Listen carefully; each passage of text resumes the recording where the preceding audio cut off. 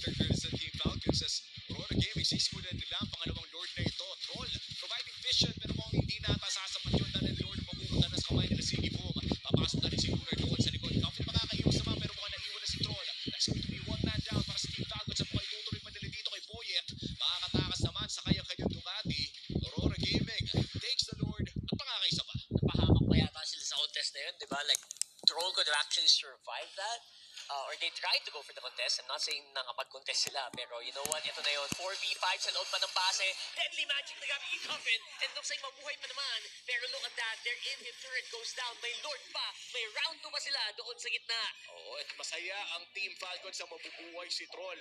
Pero hindi sila masaya na 10,000 ang kalamangan ng Aurora Gaming as they push down the mid lane with the second Lord of the game. Meron pa silang may lane pa sila sa baba na sobrang daming minions. Anytime pwede pumasok! At ang kanilang makukuha at na wala na nabulasi sa ano. Ikukulong pa sila sa real world manipulation na papasok na rin dadapa pa yung Lord. Takto na ang nawala at mukhang wala ng pake ang Aurora Gaming. They're gonna end game number 1. Ipupush na nila.